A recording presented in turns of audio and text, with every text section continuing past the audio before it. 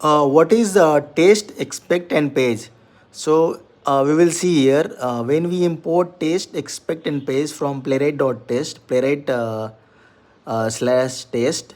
So if you see here, import expect page from playwright test. Okay, so expect page, so test, what is this things? Okay, so we'll see here.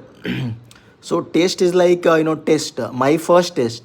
So if you want to, you can write the your first test using test name. Okay, and then async and await, you have to use it.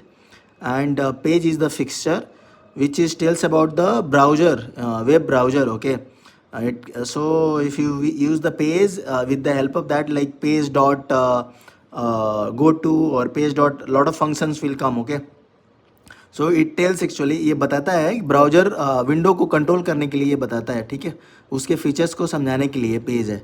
So page आपने हो तो बताएगा कि वो web browser के बारे में बात हो रहा है और वहाँ पे कुछ एक्शन परफॉर्म करना है, क्या करना है, उस हिसाब से आप मेथड इस्तेमाल कर सकते हो. तो टेस्ट का हम लोग यूज़ करते हैं माई टेस्ट, टेस्ट लिखने के लिए.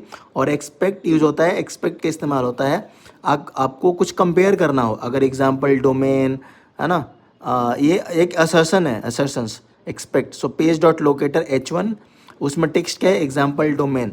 तो अगर कुछ कंपेयर करना है, अगर कंपेरिजन करना है, कुछ चेक करना है कि क्या ये वैल्यू उसके बराबर है या नहीं, ऐसे कुछ करके, तो एक्सपेक्ट का आप यूज़ कर सकते हैं. यहाँ पे एक्सपेक्ट का यूज़ करके चेक करना है कि हेडिंग सही है या नहीं. यहाँ पे H1 उसका हेडिंग एग्जाम्पल डोमेन है कि नहीं.